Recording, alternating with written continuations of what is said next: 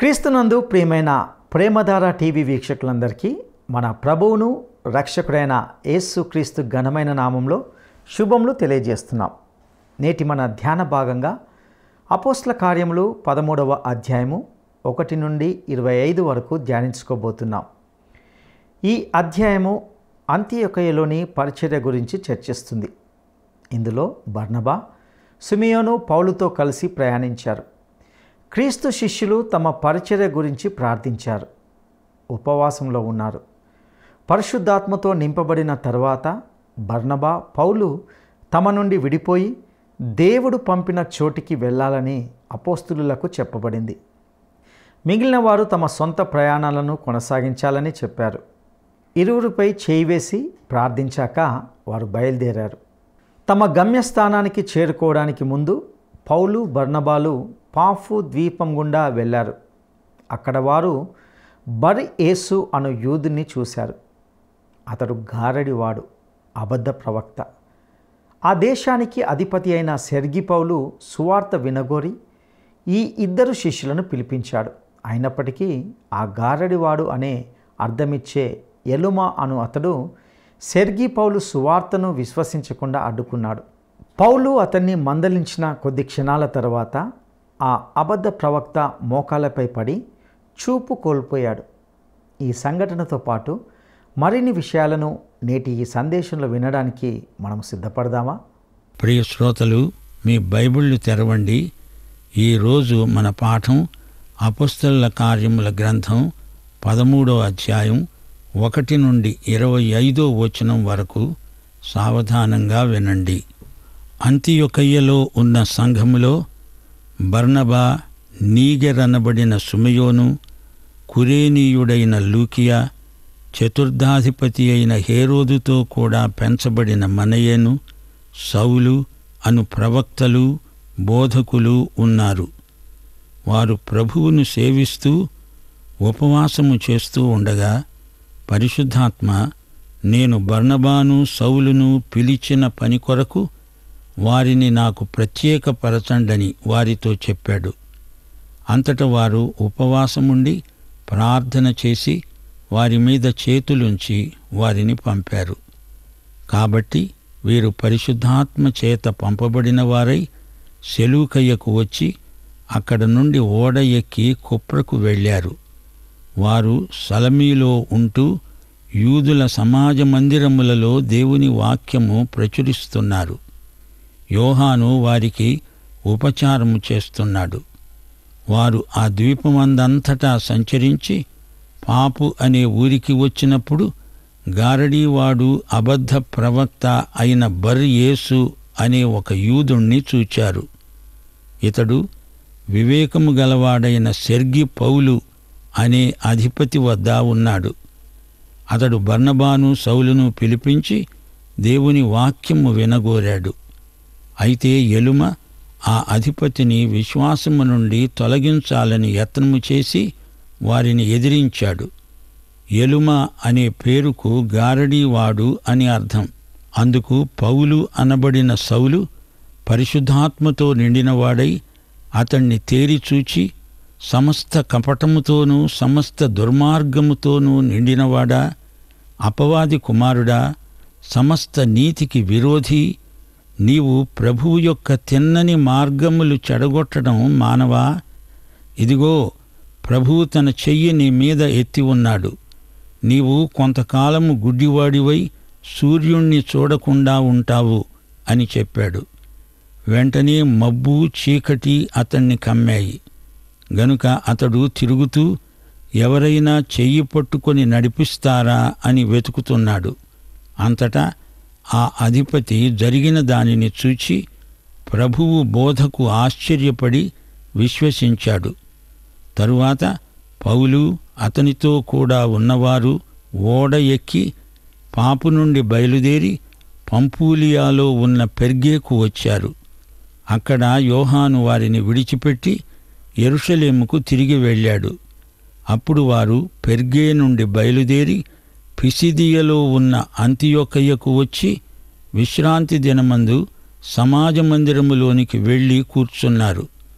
ధర్మశాస్త్రము ప్రవక్తల లేఖనములు చదివిన తరువాత సమాజ మందిరపు అధికారులు, సహోదరులారా, ప్రజలకు మీరు ఏదైనా బోధవాక్యము చెప్పాలని ఉన్న ఎడల చెప్పండి అని వారికి వర్తమానం చేశారు.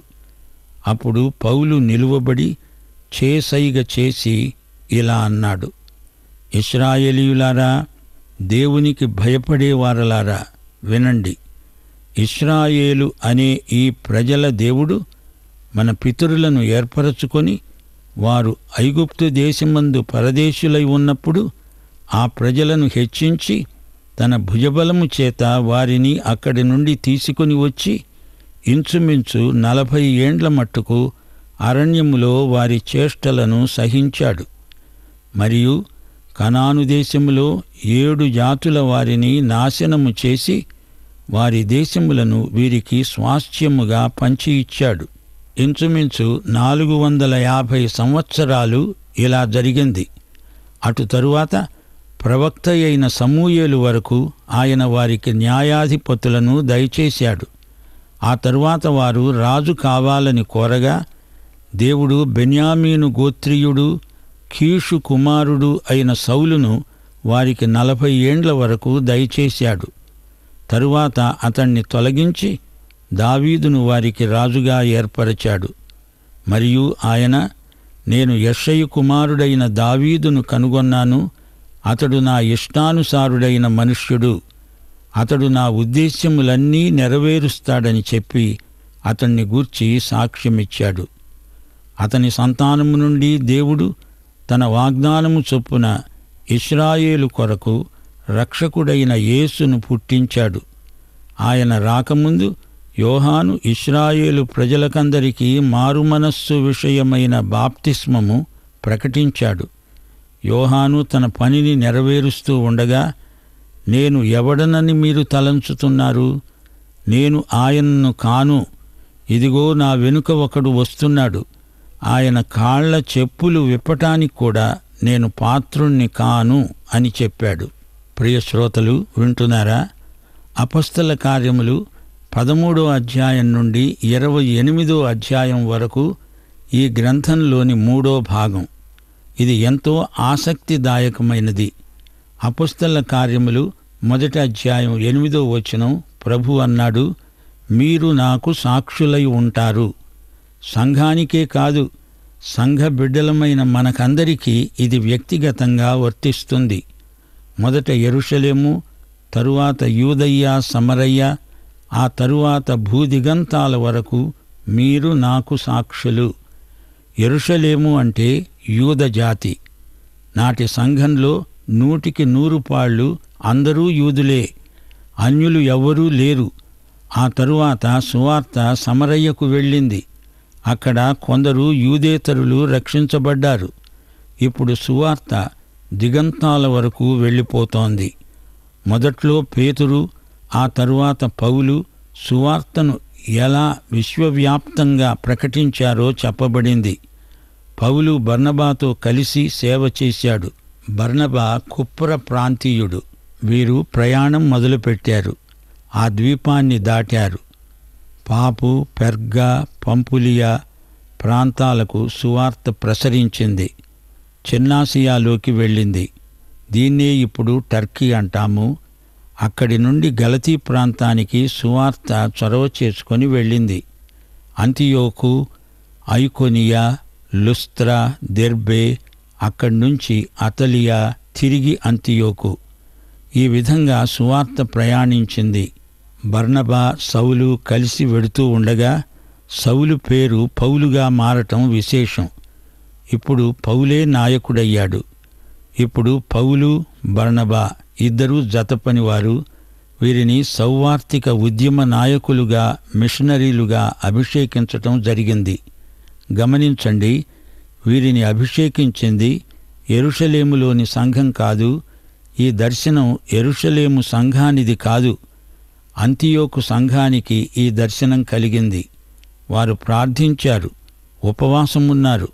సేవకై సౌలును, బర్నబాను ప్రత్యేకించారు. ఆ సంఘము దేవుని చిత్తమునకు అంకితమైపోయిన సంఘం. ఆ సంఘానికి విశ్వవ్యాప్తమైన దర్శనముంది. సౌలు, బర్నబా వీరి మీద చేతులుంచారు. హస్తనిక్షేపణం అంటే సువార్త సేవలో మనం ఒకరితో ఒకరము సంయుక్తమై ఉన్నాము అని వ్యక్తం చేయటమే.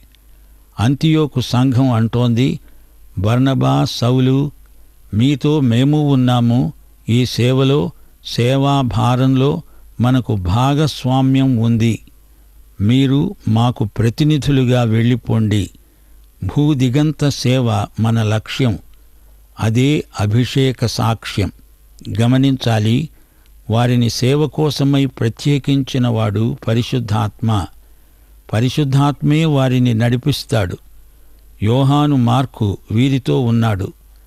పౌలు యూదుల సమాజ మందిరాలలో ప్రసంగించాడు. వారు పాపు అనే చోటికి వచ్చారు. సలమీలో సేవ అంత ప్రోత్సాహకరమనిపించలేదు. అక్కడ సేవ అంతగా ఫలించలేదు. కుప్పర దాటి పాపుకు వచ్చినప్పుడు అక్కడ ప్రతిఘటన ఎదురైంది. సెర్గీయ పౌలు అనే ఒకడు వీరికి తటస్థపడ్డాడు. సెర్గి పౌలు దగ్గర బర్యేసు అనే గారడివాడున్నాడు. ఈ గారడీవాని ప్రభావం సెర్గి పౌలు మీద బలంగా ఉంది. గారడీవాడు అబద్ధ ప్రవక్త. సెర్గి పౌలు వివేకము గలవాడు. సెర్గి పౌలు వాక్యం విన్నాడు, రక్షించబడ్డాడు. అన్యుడైన సెర్గి పౌలు పేరు సౌలు పెట్టుకోవడం విశేషం. పౌలు అంటే చిన్నవాడు, అనామకుడు అని అర్థం. గారడీవాడు అంటే ఎలుమ. పౌలు ధైర్యంగా నిలిచి గారడీ ప్రవక్తను గద్దించాడు. అత్యున్నత సింహాసనముపై ఆసీనుడవైన నా దేవా, అత్యంత ప్రేమా స్వరూపివి నీవే, ఆరాధింతుము నిన్నే. అత్యున్నత సింహాసనముపై ఆసీనుడవైన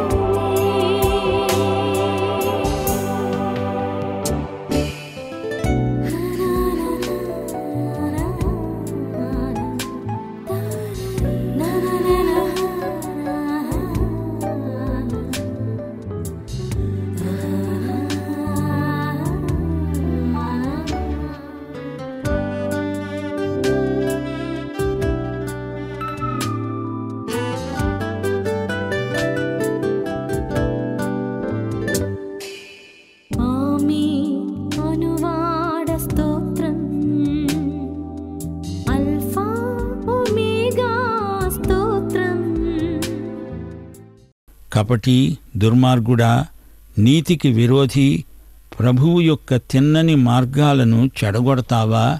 ప్రభువు నీ మీద చెయ్యి చేసుకుంటున్నాడు, గుడ్డివాడివైపోతావు.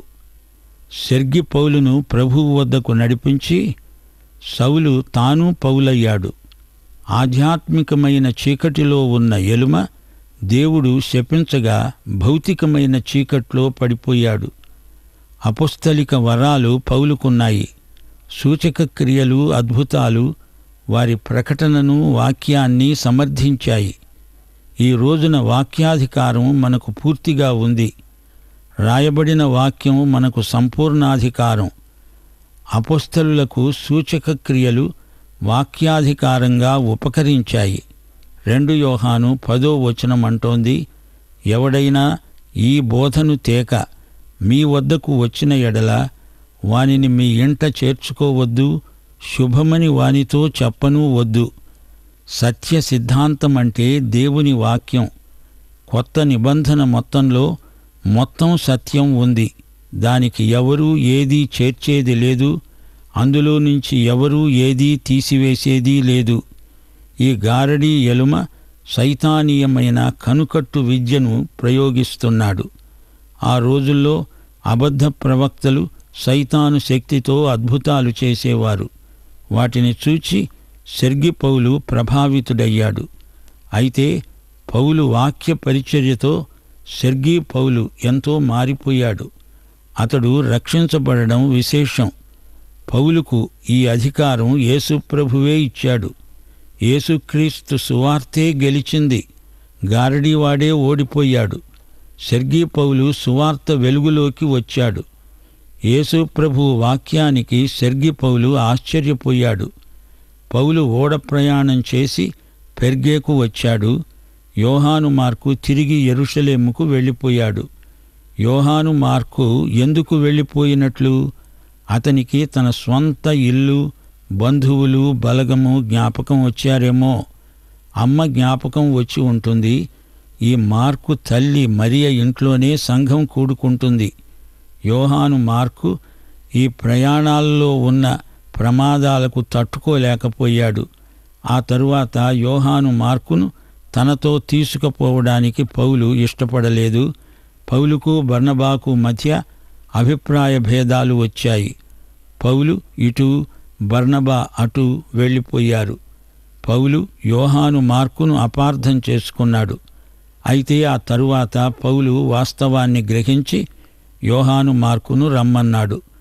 తన జీవితం చరమదశలో 2 తిమోతి 4వ అధ్యాయం 11వ వచనంలో పౌలన్నాడు, లూకా మాత్రమే నా వద్ద ఉన్నాడు, మార్కును వెంటబెట్టుకొని రా. అతడు పరిచారము నిమిత్తము నాకు ప్రయోజనకరమైన వాడు. ఒకసారి తప్పిపోయినా దేవుడు మరో తరుణమిస్తాడు. మార్కు వెళ్ళిపోగా పౌలు, బర్నబా అంతియోకయకు వచ్చేశారు. పిసిదియాలోని అంతియోకులో పౌలు ప్రసంగించాడు. శ్రోతలు గమనించండి, చెదరిపోయిన యూదులు ఆయా ప్రదేశాలలో సమాజ మందిరాలు స్థాపించారు. యెరూషలేము నుండి వచ్చిన దర్శకులు సమాజ మందిరంలో మాట్లాడడం పరిపాటి.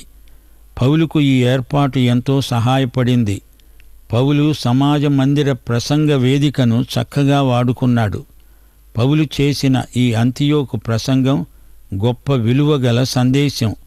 సబ్బాతునాడు పౌలు చేసిన ప్రసంగమిది. అక్కడి యూదులను ఉద్దేశించి తాను మాట్లాడడానికి సిద్ధంగా ఉన్నాడు. ఆ సమాజ మందిరంలో యూద మత ప్రవిష్టులు కొందరున్నారని పౌలుకు తెలిసిపోయింది. యూద మతంలోకి వచ్చిన వారిని దేవునికి భయపడేవారు అంటారు. ఇశ్రాయేలు జాతి చరిత్రను సమీక్షిస్తున్నాడు పౌలు.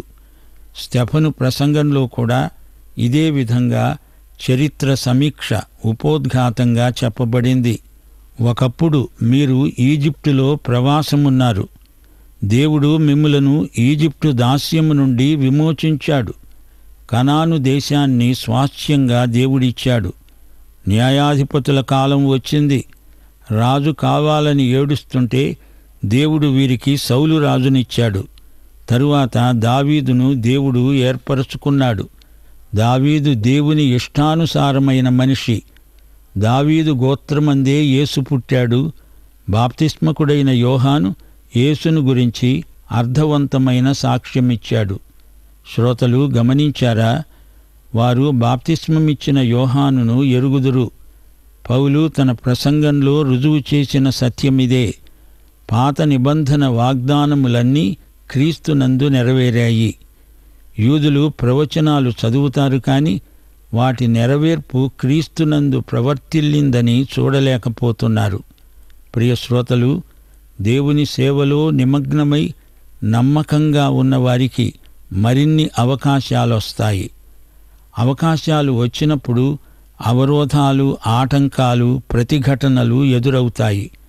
పౌలు మరో సందర్భంలో అన్నాడు, కార్యానుకూలమైన మంచి సమయం నాకు ప్రాప్తించింది, గాని ఎదిరించేవారు అనేకులున్నారు. గోధుమలున్నాయి గాని వాటి మధ్య గురుగులున్నాయి. దేవుడు మంచి విత్తనం వేశాడు. పౌలు, బర్నబా మంచి విత్తనాలు వేస్తుంటే సైతాను నకిలీ, నాసిరకం విత్తనాలు మరో చెంప చల్లటం మొదలెట్టాడు. అవకాశాలను మనం సద్వినియోగపరచటంలో మన సౌశీల్యం రుజువవుతుంది, మెరుగవుతుంది. పౌలు, బర్నబా ముందుకు సాగి వెడుతుంటే మార్కు యెరూషలేముకు తిరిగి వెళ్ళిపోయాడు. 1 కొరింథీ 10:12 ఏమంటోంది? తాను నిలుచున్నానని తలంచుకునేవాడు పడిపోకుండా ఉండేటట్లు జాగ్రత్తగా చూసుకోవాలి. మొదట బర్నబా మార్కును చేర్చుకున్నాడు. ఆ తరువాత పౌలు కూడా మార్కును చేరదీశాడు. అవకాశాలే క్రైస్తవ నాయకత్వాన్ని బలపరుస్తాయి, విస్తృతం చేస్తాయి. అంతకు ముందు బర్నబా ఆ గుంపుకు నాయకుడు. ఆ తరువాత ఆ బృందం మొత్తానికి పౌలే నాయకుడయ్యాడు. తాను తెచ్చిన పౌలు తనకంటే గొప్ప నాయకుడైనందుకు బర్నబా ఎంతో ఆనందించాడు. రోమాపత్రిక 12:9-11 వరకు ఈ విషయమే పౌలు ప్రస్తావించాడు. మీ ప్రేమ నిష్కపటమైనది అయి ఉండాలి. చెడ్డదానిని అసహ్యించుకొని మంచి దానిని హత్తుకొని ఉండండి. సహోదర ప్రేమ విషయంలో ఒకనినొకడు గొప్పగా ఎంచుకోండి. ఆసక్తి విషయములో మాంద్యులు కాక ఆత్మయందు తీవ్రత గలవారై ప్రభువును సేవించండి.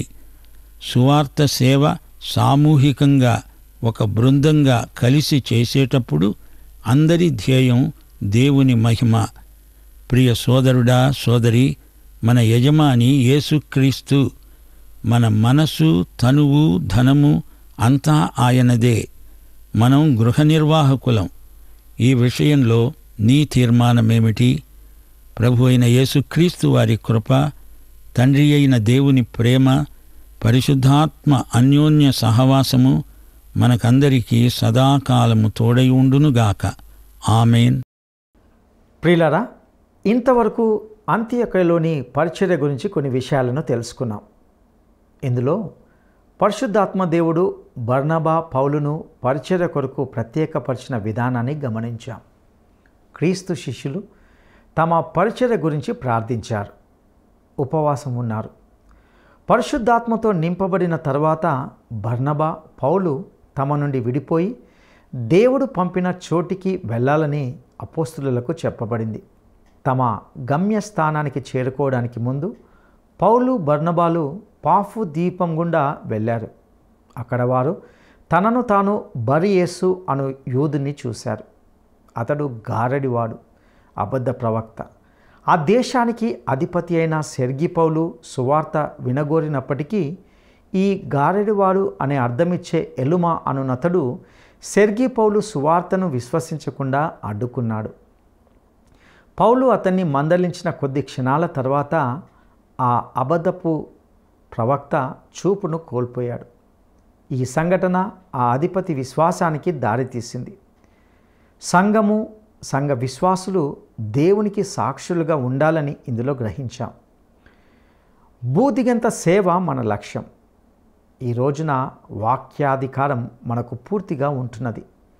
వ్రాయబడిన వాక్యమే మనకు సంపూర్ణ అధికారం. సత్య సిద్ధాంతం అంటే దేవుని వాక్యం.